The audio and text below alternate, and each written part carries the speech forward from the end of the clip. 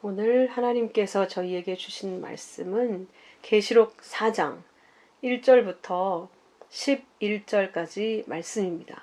계시록 4장 1절부터 11절까지 말씀인데 오늘 다 할 수 있을지 모르겠습니다. 그래서 일단 1절부터 6절까지 말씀 먼저 읽어보도록 하겠습니다. 이 일 후에 내가 보니 하늘에 열린 문이 있는데 내가 들은 바 처음에 내게 말하던 나팔 소리 같은 그 음성이 이르되 이리로 올라오라. 이후에 마땅히 일어날 일들을 내가 네게 보이리라 하시더라. 내가 곧 성령에 감동되었더니 보라, 하늘에 보좌를 베풀었고 그 보좌 위에 앉으신 이가 있는데 앉으신 이의 모양이 벽옥과 홍보석 같고 또 무지개가 있어 보좌에 둘렀는데 그 모양이 녹보석 같더라. 또 보좌에 둘려 24보좌들이 있고 그 보좌들 위에 24장로들이 흰옷을 입고 머리에 금관을 쓰고 앉았더라.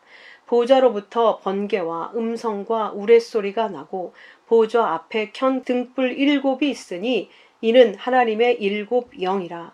보좌 앞에 수정 같은 유리바다가 있고 보좌 가운데와 보좌 주위에 4 생물이 있는데 앞뒤에 눈들이 가득하더라. 아멘. 자, 이 말씀을 먼저 한 절 한 절 살펴보도록 하겠습니다. 오늘은 계시록 4장 말씀을 통해서 하나님의 보좌를 보게 될 것이고 4 생물, 눈들, 6 날개가 무슨 의미인지 살펴보도록 하겠습니다. 그 안에 담겨진 하나님의 영광이 우리에게 잘 깨달아지고 경험되어지기를 소원하면서 함께 말씀을 나누도록 하겠습니다. 자, 이 일 후에 이 일은 이 땅에 있는 7 교회들에게 하시는 말씀이 완성되고 난 후에 7 교회의 모습을 보여주시면서 7 교회 각각에게 말씀을 주셨죠. 그 말씀은 한마디로 따지면 끝까지 내가 너희에게 준 그 믿음 지켜라. 그 흰옷 지켜라. 끝까지 그 믿음 지켜라. 그 당부였어요, 사실. 자, 그 당부 후에 내가 보니 하늘에 열린 문이 있는데 하늘에 펼쳐진 또 한 장면을 이렇게 보게 되는 거죠. 근데 하늘에 문이 열려졌더라. 우리가 생각할 때는 하늘에 무슨 문이 있어서 활짝 열려지는 걸로, 물론 요한에게는 그렇게 보여졌겠죠. 근데 이건 무엇을 말하고 싶으신가? 하늘의 문이 열려졌다는 건 무슨 뜻인가? 하늘에 있는 문이 열려졌다. 원래 하늘과 땅은 원래 닫혀 있었잖아요. 그래서 하나님 나라와 그 삼층천과 이 세상은 궁창으로 갈라져 있었는데 이 우주의 하늘이라고 일컫는 그 하늘보다 더 높은 하나님의 보좌가 있는 그 하늘의 문이 열려졌어요. 자, 열려졌다는 것. 이게 마태복음 5장 2절에 예수님이 산상순을 시작하실 때 입을 열어 가르쳐 이르시되, 예수님의 입이 열려져서 말씀이 나오기 시작한다는 그 말씀을 입을 열어 가르쳐 이르시되, 당연히 말씀을 하시면 입을 통해서 말씀을 하시는데 굳이 입을 열어 라는 표현을 쓰는 이유가 바로 하늘의 문이 열려진다, 이걸 말씀하고 싶은 거거든요. 예수님은 우리에게 천국으로 오셨잖아요.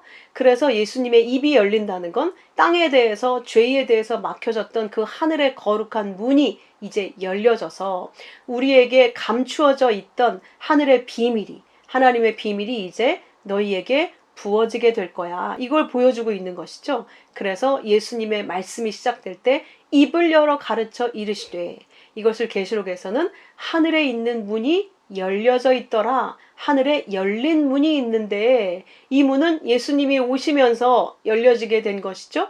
그 이전까지는 닫혀진 문이었었습니다. 우리의 죄로 말미암아 결코 하나님께 가까이 갈 수 없는 시내산 근처에만 가도 모두가 다 그 거룩에 닿아서 부정은 죽게 되었다고 하는 것을 우리가 구약을 통해 살펴보게 되었습니다.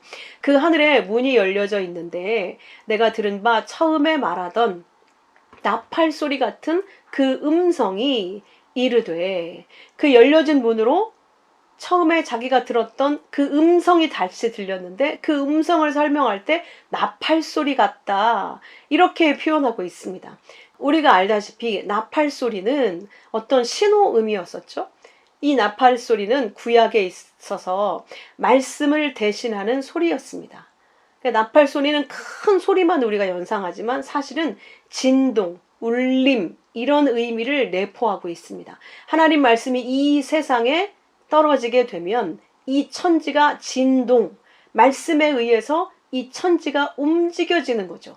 이 죽었던 하나님의 백성들이 살아나게 되는 것이죠. 생명이 부어지게 되고 또 하나님의 영광이 드러나게 되어지는 그 음성을 나팔 소리 같다 이렇게 표현하고 있는 겁니다. 그 나팔 소리는 단순히 소리라고 들으면 안 되고 민수기 10장부터 쭉 후반까지 나와 있는 것처럼 나팔 소리라는 건 하나님의 음성, 하나님의 말씀을 대신하는 신호라고 생각을 하셔야 돼요. 그래서 민수기 10장에서 광야 생활할 때 너희가 나팔 2개를 불어서 온 회중이 회막문 앞에 소집되게 해라.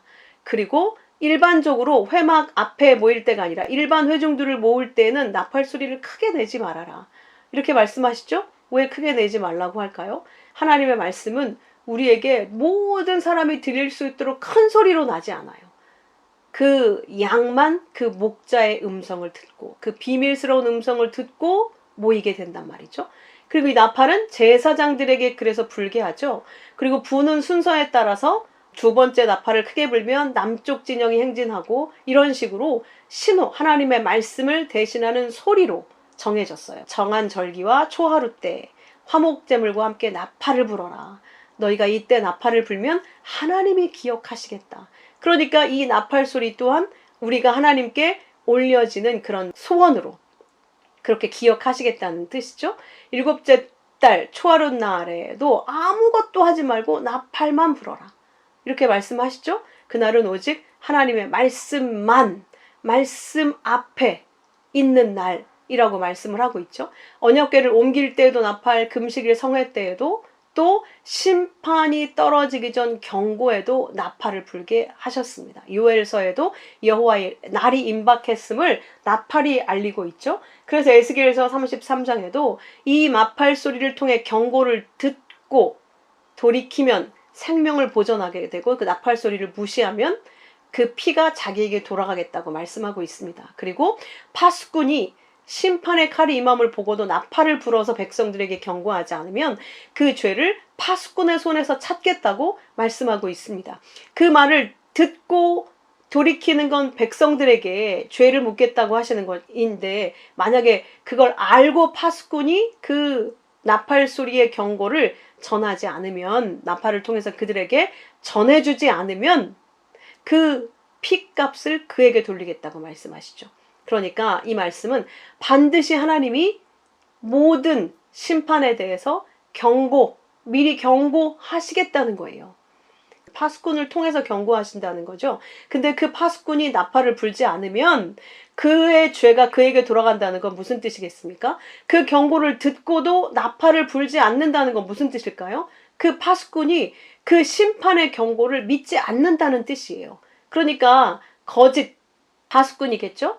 진짜 그 진리를 알아듣는 파수꾼이 아니라 하나님의 말씀을 믿음으로 취하지 못한, 경고로 받아들이지 못한, 믿음으로 갖고 있지 못한 자기 때문에 그 나팔을 불어서 백성들에게 알리지 않는다는 뜻이 되죠. 당연히 그러니까 그 죄가 그에게 돌아간다라고 말씀을 하고 있는 것이죠. 그러니까 우리가 하나님의 말씀을 듣게 되면 어느 누구도 그것을 숨기고 잠잠히 자기 혼자만 갖고 있을 수 없다는 것을 알 수 있습니다. 그게 믿음으로 들어오게 되는데 곧 심판이 떨어지게 되고 이제 곧 구원과 심판이 있게 되는 그날이 다가오고 있는데 어떻게 우리가 잠잠하고 있을 수 있겠습니까? 우리는 그 파수꾼으로 부르심을 입은 자들이기 때문에 결코 잠잠할 수 없다는 뜻인 것이죠. 자, 그래서 사사기 6장 34절에 보면 여호와의 영이 기드온에게 임하시니 기드온이 나팔을 불게 되고 그 뒤를 아비에셀이 따라 부름을 받게 되더라. 이렇게 써 있죠. 그러니까 이건 무슨 말이겠습니까? 여호와의 영, 말씀의 영이 기드온에게 임하게 되니 기드온이 나팔을 불었다. 그러니까 하나님의 성령이 임재하게 되면 그 말씀을 전하고 선포하게 된다는 것을 나팔을 불게 되더라. 이렇게 표현하고 있는 것이죠. 잠잠할 수 없게 된다는 거죠. 말씀을 선포하게 되고 대언하게 되더라. 누가복음 4장 18절에도 주의 성령이 내게 임하셨으니 이는 가난한 자에게 복음을 전하게 하시려고, 그 복음을 전해서 포로된 자에게 자유를, 눈먼 자에게 보게 함을, 눌린 자를 자유롭게 하려고 주의 영이 내게 임하셨다.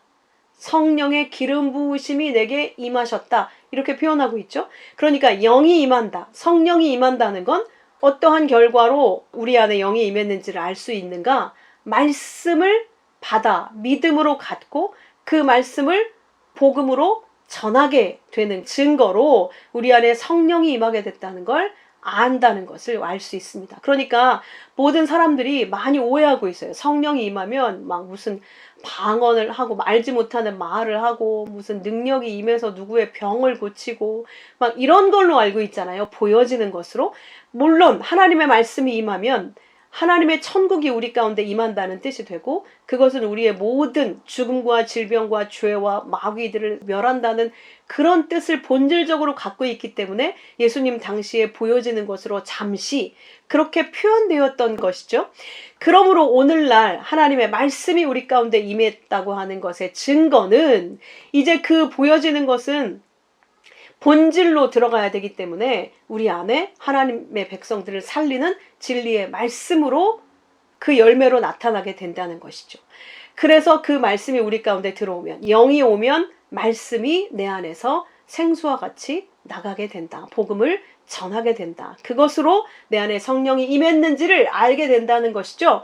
요한복음 16장 13절에도 진리의 성령이 오시면, 성령을 진리의 영이라고 말씀하고 계시잖아요. 그러니까 성령은 우리에게 뭐 이상한 무슨 보여지는 기적을 행하라고 오시는 게 아니라 진리를 깨달아 알게 하고 진리를 전하게 하러 오신다는 거예요. 그래야 살아나니까. 성령이 우리에게 오시는 이유는 살리기 위해서잖아요. 죽어있는 자들을.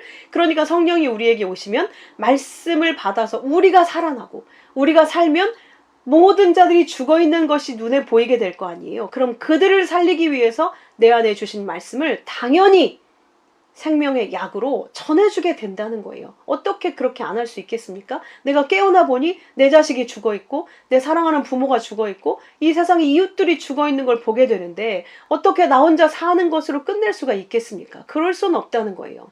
진리의 영이 오시면 우리를 모든 진리 가운데 인도하신다. 그래서 그들이 성령이 임했다는 걸 알게 된다는 것이죠.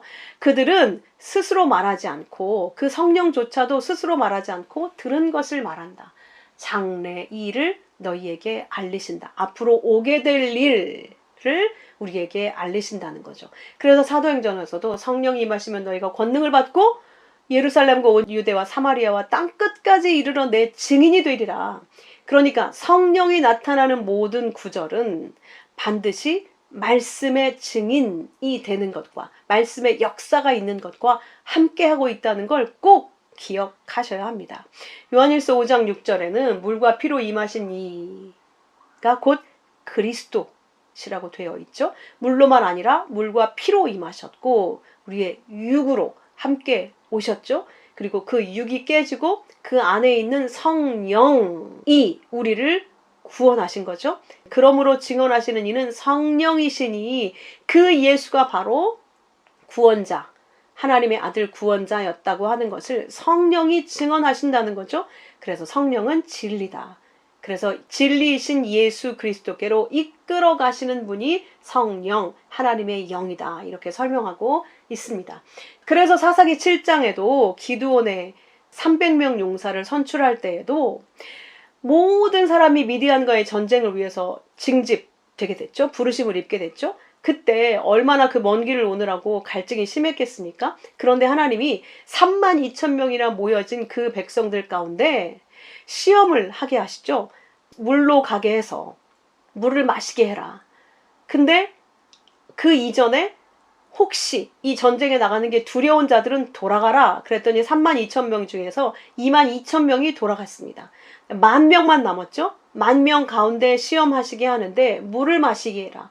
근데 정신없이 그 10,000명 중에 9,700명은 물속에 푹 무릎을 꿇고 얼굴을 대고 물을 먹기 시작했어요. 얼마나 갈증이 났는지 알 수가 있죠. 그런데 300명은 거기에 무릎 꿇지 않고 손으로 물을 움켜 쥐어서 마시더라는 거예요. 이게 무엇을 얘기하겠는가? 육의 갈증으로 자기 육의 필요에 무릎 꿇고 거기에 머리 숙인 자들은 하나님의 전쟁에 나갈 수 없다. 이걸 설명하고 있는 것이죠. 그 물을 핥아서 손으로 쥐어서 핥아서, 그래서 내 육의 필요에 완전히 잠식되지 않고 나는 하나님의 전쟁에 부름받은 그 군사이므로 항상 경계하면서 하나님의 부르심에 언제나 응할 준비를 하고 있는 그 자, 절대 그 내 육의 필요에 무릎 꿇지 않고 하나님의 부르심에 귀 기울이고 있는 그들, 그래서 물을 핥은 300명이 그 하나님의 군사로 선택을 받게 됩니다. 그들이 그 백성이 양식과 나팔을 손에 들게 하셨다라고 기록을 하고 있죠. 양식, 그들이 바로 하나님이 주신 양식을 가진 자라는 뜻이고, 그들이 하나님의 음성을 받아 믿음으로 가진 그 하나님의 복음의 소리를 갖고 있는 진리의 음성을 갖고 있는 자들이다. 그걸 상징적으로 양식을 갖게 하고 나팔을 들게 했다. 이렇게 그리고 있는 겁니다. 그래서 결국 7장에 가면 300명이 나팔을 부니까 아무것도 이들이 한 게 없죠. 그 적들이 자기들 서로 칼로 치게 되어서 모든 적군이 도망하여서 승리하게 됩니다. 그러니까 우리의 전쟁은 우리에게 있는 게 아닌 거예요. 우리에게 주신 하나님의 그 진리가 전해질 때, 선포될 때, 밖으로 드러날 때 이 세상은 심판으로 멸망받게 되고, 그 말을 듣고 믿음으로 갖는 자들이 살아나게 되는 그 구원과 심판이 일어나게 된다는 뜻이죠. 심판은 하나님께 있고 전쟁은 하나님께 있음을 보여주고 있습니다. 그러므로 우리에게 정말로 중요한 것은 그 영의 말씀을 갖는 거라는 걸. 이제 그 담을 영의 말씀을 하늘을 열어 내가 나팔 소리와 같은 그 능력으로 내가 너에게 임하겠다, 주겠다. 이런 오프닝 멘트인 것이죠. 자, 그랬더니 아니나 다를까 2절에 그 말씀이 떨어지자마자 내가 성령에 감동되었더니, 이게 원어에 의하면 성령 안에 있었더니 이런 뜻이죠. 보라, 하늘의 보좌를 베풀었고 그 보좌 위에 앉으신 이가 있는데, 자, 하나님의 말씀이 떨어지자 내가 보여주겠다. 이리로 와라. 내가 앞으로 일어날 일, 되어질 일을 내가 보여주겠다라고 말씀하셨는데, 이 되어질 일이 뭐였는가? 우리가 하나님 나라에서 어떻게 완성되어져 있는가? 하나님의 영광이 하나님의 나라에 어떻게 완성되어져 있는지를 보게 하시더라는 거예요. 그래서 그 먼저 우리가 생각할 때는 앞으로 일어날 일이라고 하니까 이 땅에 무슨 일이 일어날 건가? 이걸 먼저 보여주실 것 같은데 그게 아니라 완성된 하나님의 나라를 먼저 보여주시고 계신 거예요. 그래서 눈을 들어 보니 성령의 감동 가운데 성령 안에 있었더니 하늘의 보좌가 보이더라. 하늘의 보좌가 베풀어졌고 세워졌고 그 보좌 위에 앉으신 이가 있는데, 자, 하나님은 영인데, 하나님은 영이신데 어떻게 인간 왕들이 앉는 보좌가 있을 수 있을까? 근데 우리에게 그 하나님이 왕이심을 설명하기 위해서 요한에게 이 보좌를 보이신 거예요. 그리고 그 보좌 위에 앉으신 이가 있어요. 형체는 볼 수 없지만 앉아 계신 이가 있다는 걸 알게 된 거죠. 어떻게? 성령의 감동으로, 성령의 깨닫게 하심으로 믿음의 눈을 열어 주었기 때문에 그게 보여지는 거예요. 안 보이는 영인데 지금 보고 있는 거예요. 그 보좌 위에 한 분이 앉아 계시더라. 이렇게 표현하고 있죠. 하나님이 거기에 앉아 계셨다. 그 보좌가 시편 103편 19절에도 하나님이 그 보좌를 하늘에 세우셨다. 그러니까 하늘은 하나님의 보좌다. 시편에서도 얘기하죠. 마태복음에서도 너희가 절대 맹세하지 마. 함부로 하늘은 내 보좌다. 이렇게 말씀하고 계신 것이죠. 하늘, 이 우리가 측량할 수도 없는, 다 볼 수도 없는 그 모든 하늘이 하나님의 보좌라고 설명을 하고 있습니다. 그런데 요한의 눈에 그 하늘이 정말 하나님의 보좌, 하나님이 계신 보좌로 보여진 거예요. 근데 그 앉으신 자의 모습이 보여지는데 모양은 사실 잘못된 번역이죠. 아무리 비싼 말을 써도 모습이라고 하는 게 더 합당한 표현입니다. 앉아 계신 이의 모습이 벽옥과 홍보석 같고 또 무지개가 보좌에 확 둘러져 있고 그 모습이 또 녹보석 같더라. 이걸 뭘 얘기하고 싶을까요? 그 보좌 안에 보석들이 가득 차 있다. 이거를 얘기하고 있는 걸까요? 그걸 얘기하고 있는 것이 아니라 벽옥, 홍보석, 녹보석 이런 것은 우리가 잘 알고 있다시피 보석이죠. 보석. 이 땅엔 보석을 굉장히 큰 가치로 여기죠. 사실 보석은 돌이잖아요. 근데 그 돌 안에 빛이 담겨져 있는 돌을 보석이라고 하잖아요.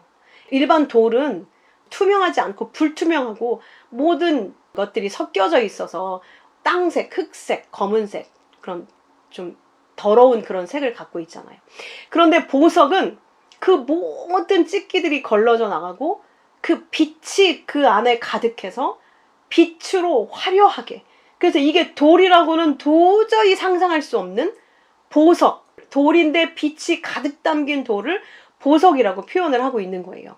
자, 그런데 이 세상에서 가장 아름다운 빛을 갖고 있는 것이 바로 보석이라고 우리는 생각을 하고 있습니다.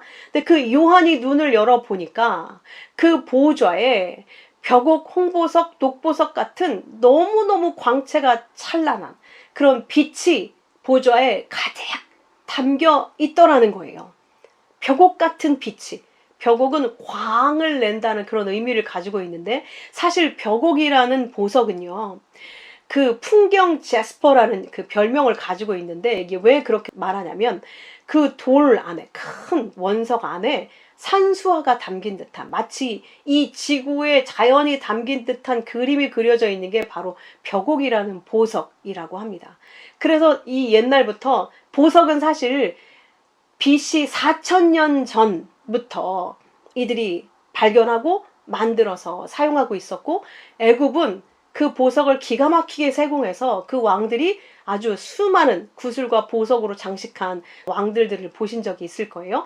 그렇게 각광을 받고 살아있는 자들을 보호하는, 그리고 죽은 자들도 죽었음에도 불구하고 몸에서 영이 빠져나가지 않게 지키는 부적 같은 역할을 한다고 믿어서 죽은 자들에게도 보석을 달아서 장례하고 그렇다고 해요. 어쨌든 그 벽옥이라는 보석은 마치 이 세상 자연 만물을 담아놓은 것과 같은 그런 돌인데, 그래서 이 돌은 에너지, 지혜, 이 강력한 치유력을 가진 보석이라고 인지한다고 해요. 지금도 그런 의미를 가지고 있는 보석이 바로 벽옥입니다. 그러니까 빛의 근원이 이 천지 만물을 담으신, 그 천지 만물을 지으신 창조주 하나님이심을 설명하는 보석이 바로 벽옥이라고 볼 수 있습니다. 그 벽옥과 홍보석 같다. 홍보석은 딱 이미지를 가지고 우리가 감을 잡을 수가 있죠. 그리스도의 피, 그렇죠? 그래서 그 사르데온이라고 하는 그 단어 안에 리도스라는 뜻이 있는데 그 단어가 함축된 의미가 바로 거침돌이에요. 예수 그리스도가 이 땅에 거침돌로 오셨죠. 그래서 피를 흘리셨죠. 이 땅에 거침돌이 되어서 그 돌에 맞아서 죽으심으로 그 피가 쏟아져서 이 땅에 구원이 임하게 된 것 아니겠습니까? 그래서 홍보석 같다. 그 보좌의 거룩함이. 이렇게 표현하고 있죠.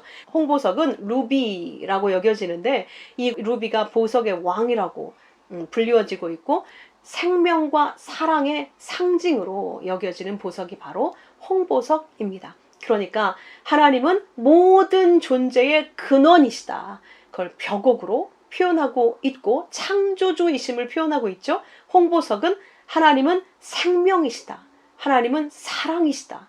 하나님은 그 사랑을 우리에게 다 쏟아 부으시는 그 모든 열정을 가지신 왕이심을 보여주는 게 바로 홍보석입니다. 빛이, 그 빛이 그런 의미를 가지고 있어요. 이렇게 하나님의 영광을 표현하기 위해서 이 땅에 존재하는 게 보석들이라는 것을 우리가 여기서 배울 수가 있겠죠. 그 홍보석 같고 또 무지개가 있는데 무지개가 보좌를 둘러있더라는 거예요. 그 창조주이며 구속자, 사랑의 하나님이신 그 하나님이 주변에 하나님 보좌 둘레에 무지개가 둘려있다. 그 하나님은 무지개의 영광을 가지고 있다. 이런 뜻이죠. 무지개는 이리스, 에레오, 말하다, 말을 전하다 라는 뜻을 가진 단어가 바로 무지개가 갖고 있는 단어예요. 그러니까 이 사실 무지개는 우리가 알다시피 태양 광선이 대기 중에 있는 수증기에 의해서 굴절되고 반사되고 분사돼서 나타나는 그런 현상이잖아요. 그러니까 물에 빛이 담기면, 자, 보석은 돌에 빛이 담긴 거잖아요. 근데 무지개는 물에 빛이 담겨지는 거예요.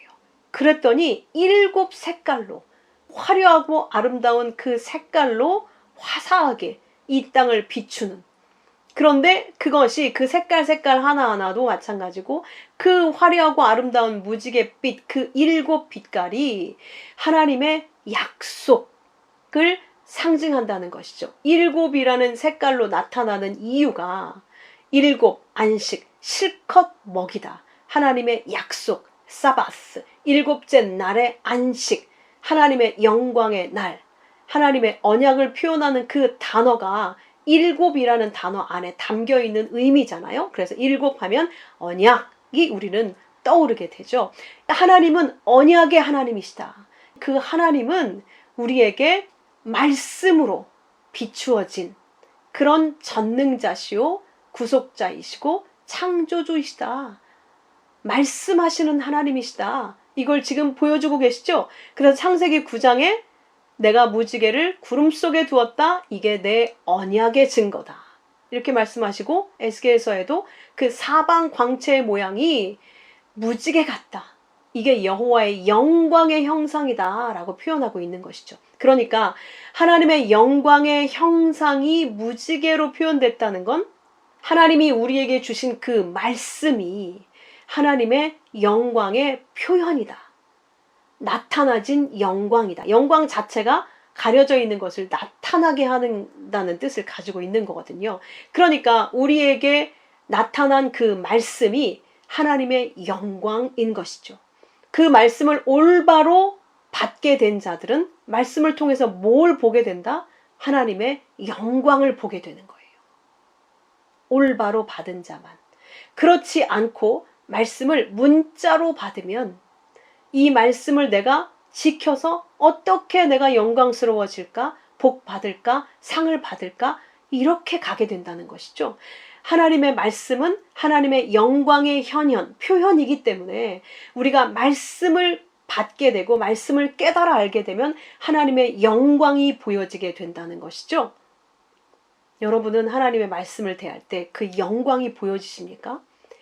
그래야 우리는 제대로 하나님의 말씀을 깨닫고 있다는 거죠. 보고 있다고 하는 것이죠. 말씀으로 하나님은 영광을 나타내셨다. 이런 뜻이죠. 자, 그 보좌에 무지개가 둘려있다.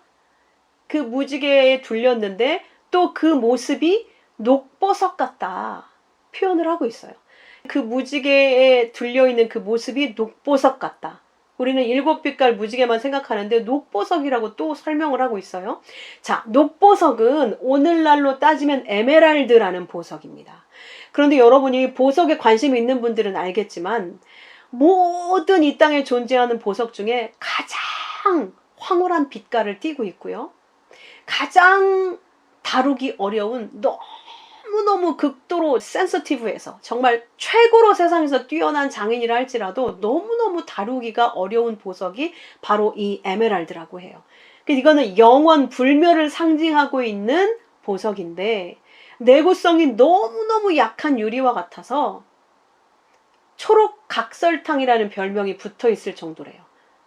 불만 되면 녹색빛이 딱 사라져버리고 하늘빛만 남는 또 신비한, 자, 그 안에 불을 대면, 불로 정련이 되면 하늘의 존재가 되는, 우리 성도를 나타내는 것처럼 마치 불을 대면 하늘빛만 남는데 녹색이 싹 사라지고 너무 신기하죠. 여러분 에메랄드 한번 보고 싶으시죠? 근데 이게 너무 예민해서 다른 보석들과 같이 둘 수도 없고 정말 보관하는데도 너무너무 어려운 보석이라고 해요. 그래서 초음파 세척도 불가능한 보석이 바로 녹보석이라고 합니다.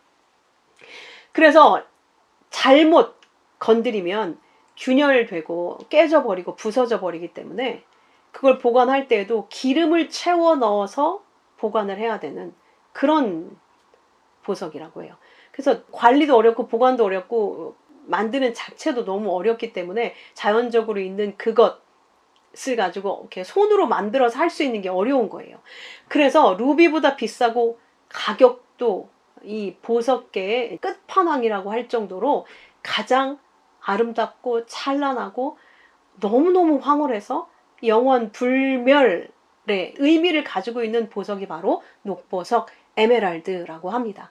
그 무지개로 표현된 하나님의 영광으로 표현된 그 영광의 모양이 바로 에메랄드빛 같더라. 너무너무 아름답고 어떻게 표현할 수 없는 그 황홀함을 감당할 수 없는 하나님의 영광의 존재임을 그렇게 표현하고 있습니다. 그 하나님은 영원 불멸의 존재라고 하는 것을 이 녹보석으로 표현하고 있습니다. 자, 그 하나님의 영광을 표현하고 나서 4절엔 그 보좌에 둘려있는 자들이 있는데 24보좌들이 쭉 둘려있더라는 거예요. 24개가. 그 보좌들 위에 24장로들이 흰옷을 입고 머리에 금관을 쓰고 앉았더라.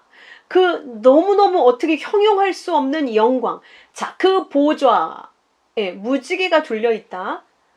그래서 보석의 빛으로 밖에는 그분의 존재됨을 설명할 수 없는 그 영광을 가운데로 해서 둘러있는 자들이 24장로들이었는데 그들이 흰옷을 입고 머리에 금관을 쓰고 앉았더라.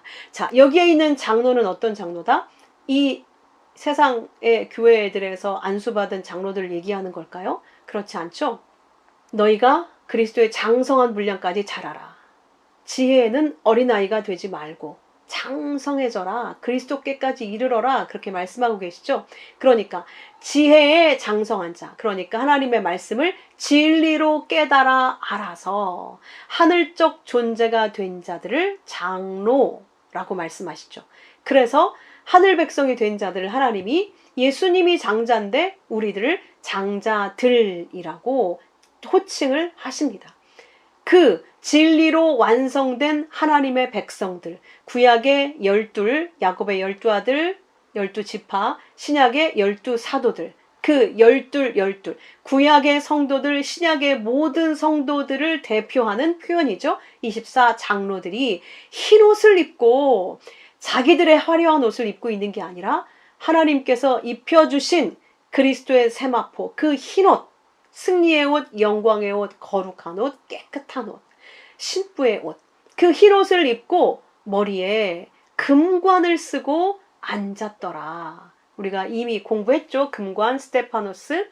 금관이 이 땅에서는 가시나무 관으로 보여지게 되어지지만 우리는 결국 이 땅의 그 가시나무 관 같은 시험을 통해서 생명의 면류관을 승리의 표시로 얻게 된다고 말씀하고 있습니다. 그건 진짜 면류관을 씌워준다. 그런 의미라기보다는 하나님의 말씀은 하나님의 영광이라고 지금 설명하고 있잖아요. 그러니까 그 영광, 하나님의 영광이 말씀으로 우리 안에 와 있으니까 우리는 그 말씀으로 영광의 관을 쓴 왕들이다라는 것을 설명하고 있는 것이죠. 그래서 24장로들이 금관을 쓰고 있다. 진리의 아들들, 왕들이 되어져 있다. 하나님의 영광을 입어서 이렇게 지금 표현하고 있는 것이죠. 자, 그 보좌로부터 그 장로들이 쭉 둘러 앉아 있는데 다시 그 보좌로부터 번개와 음성과 우레소리가 나더라. 이렇게 말씀하시죠? 번개, 이거는 아스테르, 별이라고 하는 말에서 나온 단어거든요. 아스트라페.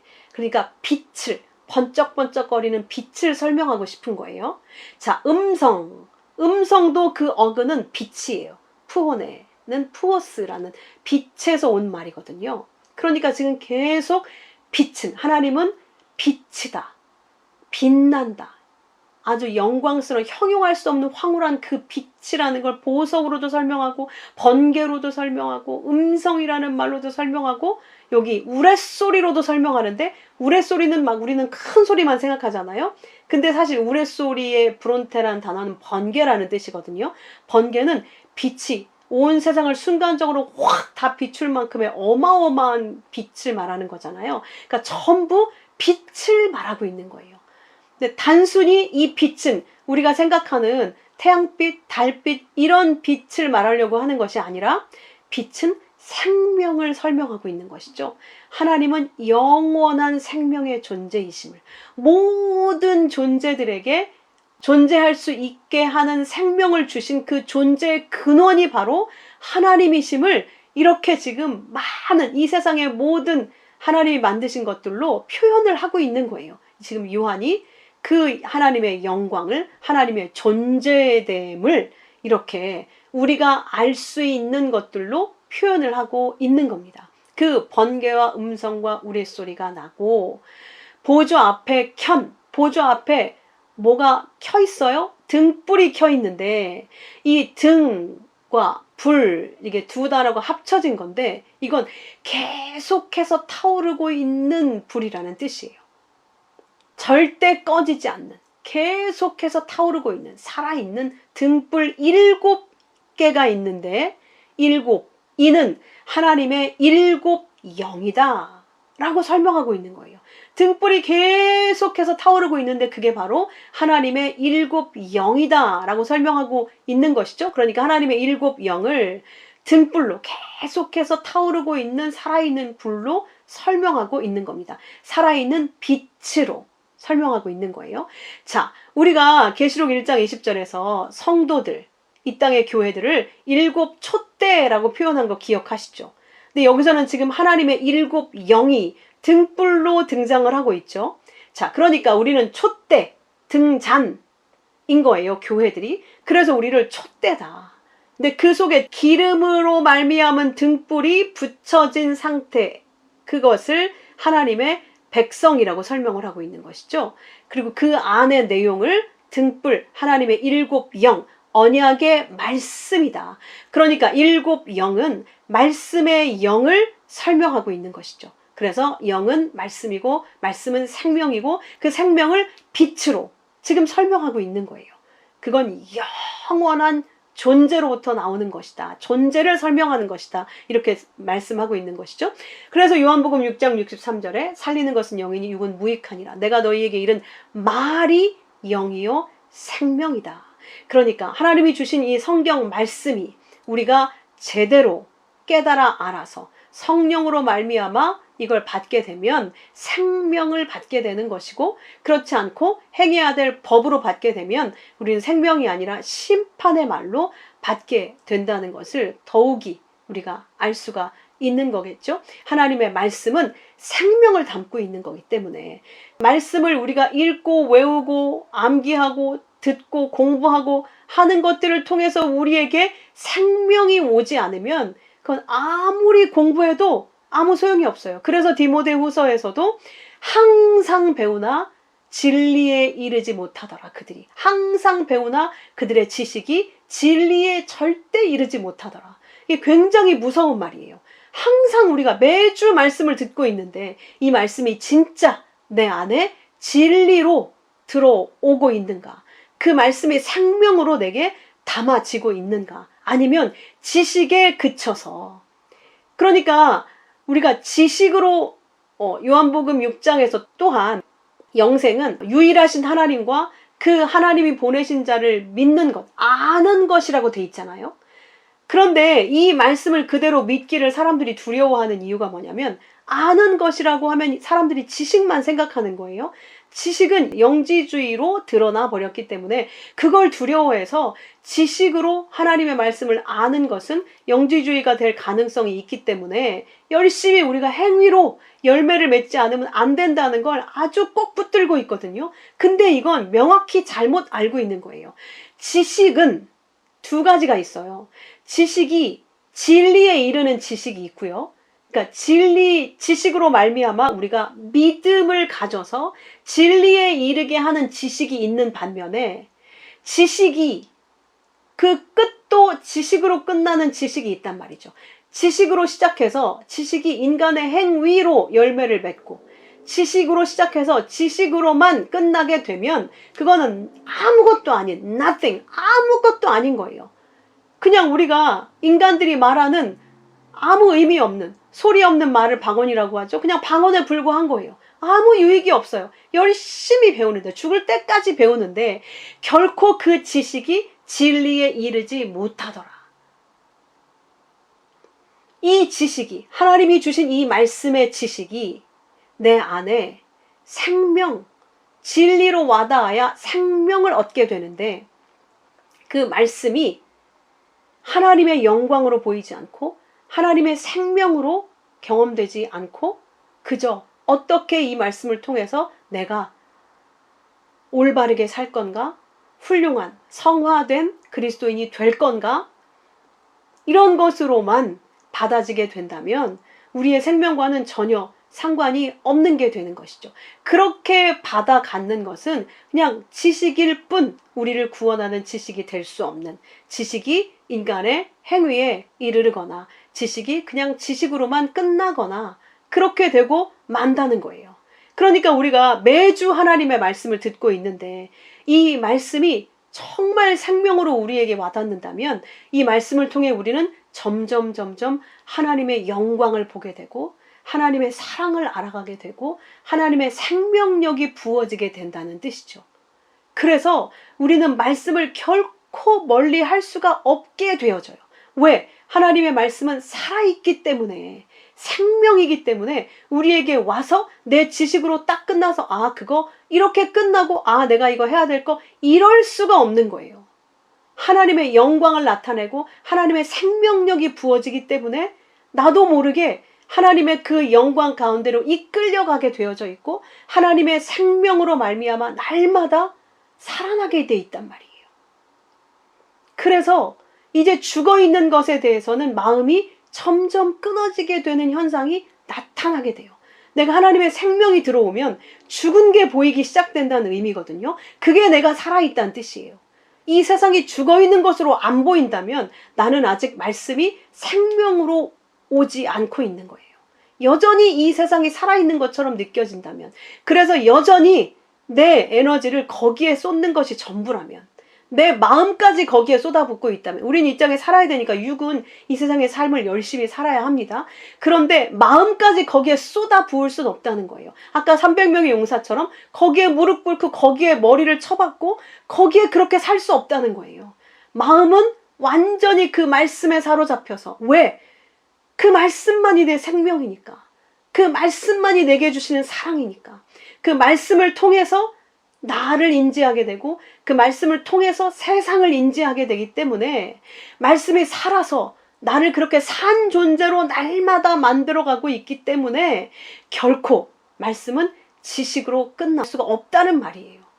말씀은 날마다 살아서 나를 하나님의 사랑을 경험하게 하고 하나님이 누구신지 알게 하고 하나님의 존재됨의 그 영광을 점점 느끼게 하기 때문에 이전에는 이 땅에 보는 모든 것을 내게 유리한 것, 내게 불리한 것으로 보고 좋은 것, 나쁜 것, 선, 악 이렇게 쪼개 보게 되었기 때문에 항상 내 마음이 불안하고 힘들고 고통스러웠지만 이제는 내가 보는 세상이 하나님의 생명의 말씀이 들어와 있기 때문에 이 모든 것들이 하나님의 영광을 나타내기 위한 것들로 보여요. 물질이. 자, 보석도 하나님의 영광을 나타내는 거예요. 번개도 하나님의 영광을 나타내는 거고.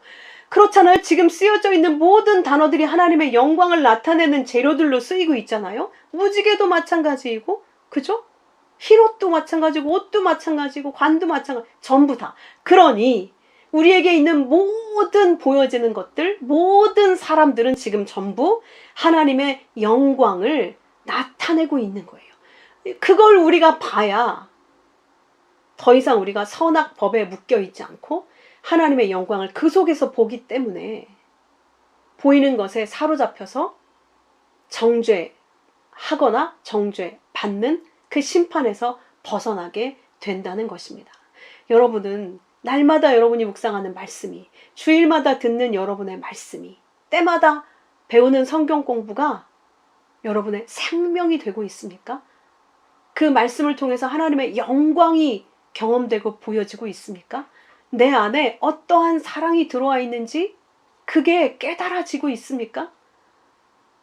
내가 생명으로 살아났기 때문에 이 땅이 죽어있는 곳으로 보여서 그 죽어있는 자들을 살리고 싶은 그 생명력으로 여러분 안에 경험되고 있습니까? 그렇게 되어져야 돼요. 그것 때문에 하나님이 우리에게 이 66권의 말씀을 주신 거예요. 그리고 날마다 말씀을 하시는 거예요. 그래서 우리는 그 생명의 말씀을 구하고 찾고 하나님께 두드리게 되어져 있는 겁니다. 그렇게 하라고 말씀을 하신 겁니다. 우리 모두가 이 말씀을 듣는 모두가 이 말씀을 통해서 그 하나님의 영광을 보고 그 하나님의 생명력으로 충만해서 좌로나 우로나 치우침이 없이 하늘의 영광스러운 아들들로 이 땅을 바라볼 수 있는, 내려다볼 수 있는, 그래서 이 땅을 살릴 수 있는, 하나님의 뜻대로 봐줄 수 있는 그런 생명의 성도들이 다 되시기를 주의 이름으로 축원합니다. 6절부터는 다음 시간에 하겠습니다. 함께 기도하겠습니다. 아버지 감사합니다. 말씀을 통해 하나님의 영광을 보게 하시니 감사합니다. 하나님은 보여질 수 없는 분인데 이 세상 모든 것들을 통해서 그렇게 하나님을 설명해 주셔서 하나님이 어떠한 존재인지, 어떠한 영광 가운데 계신 분인지, 어떠한 거룩과 위엄과 영광 가운데 계신 존재이신지를 우리에게 이렇게 자세하게 설명하시는 하나님의 열심을 우리가 깨닫습니다. 아버지 하나님, 저희가 아버지께서 주시는 말씀을 통해서 그 하나님의 영광을 더 깊이, 더 온전하게 경험하고 보게 될 수 있도록 믿음의 눈을 열어 주옵소서. 창조주이신 하나님을 보게 하시고 구원자이신 그 하나님을 경험하게 하시고 그 하나님이 아무것도 아닌 돌에 불과한, 먼지에 불과한 제 안에 임하셔서 우리를 보석과 같은 자로, 나를 보석과 같은 자로 보셔서 하늘의 영광을 내 안에 가득 채우시기 원하여서 말씀을 주셨사오니 우리가 내 안에 하나님의 영광으로 가득 차게 하는 그 말씀을 더욱 사랑하고 사모함으로 그 말씀 안에서만 진짜 우리의 영이 기쁘고 충만하고 행복한 그 경험들을 저희가 점점 더 충만히 경험해 갈 수 있도록 은혜와 복을 더하여 주시옵소서. 귀하신 예수 그리스도의 이름으로 감사하며 기도하옵나이다. 아멘.